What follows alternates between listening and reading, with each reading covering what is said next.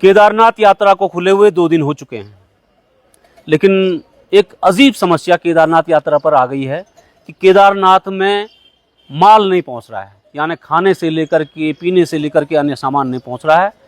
केदारनाथ के निवासी जो केदारनाथ चाहे बाजार संघ है, चाहे गौरीकुंड बाजार संघ है, चाहे सोनप्रयाग बाजार संघ है, खच्चर वाले हैं, या जो इस काम को केदारनाथ क्योंकि पैदल मार्ग से ही यात्रा सालों से चल रही है, जो इस यात्रा को जानने वाले हैं वो सब जानते हैं कि ये गलती कहाँ से हुई और किस कारण हुई। किसके एक बयान से, किस नेता के एक बयान से ये सारे यात्रा की जो सामान की सप्लाई की चेन थी वो खत्म हो गई। मेरे साथ ये भुला है, कहाँ के मुला आप? ये बड़ासू के रहने वाले हैं।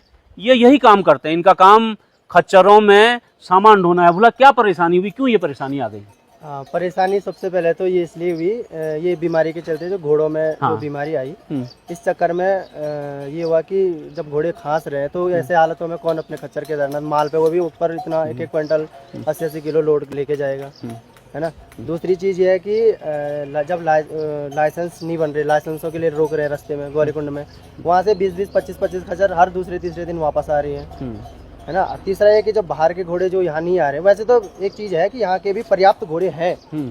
यहाँ हमारे रुद्रप्रयाग डिस्ट्रिक्ट में इतने घोड़े हैं कि माल चले जाएगा आसानी से, लेकिन कोई रुद्रप्रयाग का लोकल आदमी कोई माल डालने को तैयार नहीं होता। नहीं, 7,500 लाइसेंस, कल की मेरी सूचना है 7,500 लाइसेंस बने हैं और सिर्फ 1,000 कुछ लोग, 1,100 से कम लोग यात्री गए हैं, तो वो 6,000 घोड़े खच्चर कहाँ चले गए, कहाँ गए वो? तो अगर लाइसेंस बोल रहे हैं कि 1000 घोड़ों के बने हैं, तो अगर 1000 नहीं 7,000 से ऊपर लाइसेंस बन गए हैं और गए केवल 1,000 लोग हैं, तो कहाँ है वो घोड़े हैं? नहीं तो लोग, हमारे स्थानीय लोग माल क्यों नहीं ले जाते हैं? स्थानीय लोग माल कोई ले ही नहीं जा रहा। मैं खुद यहाँ का लोकल आदमी हूँ, कम से कम 5-6 साल से काम कर रहा हूँ। लोकल आदमियों को एक तो माल ले जाने में पता नहीं क्या दिक्कत आ रही है, बोलते हैं हमारे घोड़े तो माल के है ही नहीं, हम तो ले जाएंगे भाई सवारी। आपने देखा होगा अभी यहाँ पे क्या पूछ रहे थे वो कि लाइसेंस किसके बन रहे, माल के बन रहे कि सवारी के बन रहे?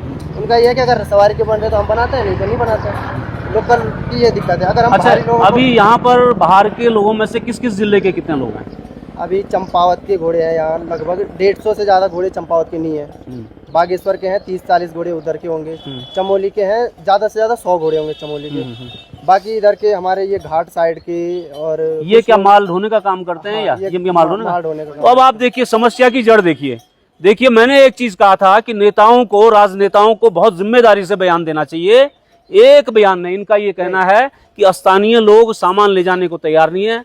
माननीय मुख्यमंत्री की विधानसभा से 150 लोग जो सामान ले जाने के लिए तैयार हैं, खच्चर वाले, यहाँ पर 10-15 दिन से कैंप किए हुए हैं, उनका लाइसेंस तक नहीं बन पाया। लोकलों का फिर ये है ना कि अगर तो मेरा ये कहना है कि मैं राजनेताओं से और छोटी राजनीति करने वालों से एक निवेदन करना चाहता हूं।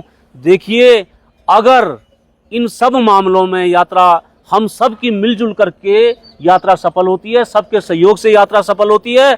अगर यात्रा में किसी का जाति, धर्म और क्षेत्र देखेंगे तो यात्रा की जैसी गति इस समय सामान की हुई है, ये आप देख रहे हैं। और जो अधिकारी अगर ये कह रहे हैं कि साहब कहीं पर सामान नहीं पड़ा हुआ है, खाली फर्जी बातें कह रहे हैं, तो यहाँ इस लाल बाजार में 10 से अधिक, ये मैं एक गोदाम का आपको भाग दिखा रहा हूँ, इस लाल बाजार में 10 से अधिक ऐसे गोदाम हैं जहां करोड़ों का माल पड़ा हुआ है। और जैसे ये भुला हमारे कह रहे हैं कि केदारनाथ के लोग ये कह रहे हैं कि हमारे पास अपने खाने के लिए सामान नहीं है, ऐसे में यात्रियों को क्या खिलाएं।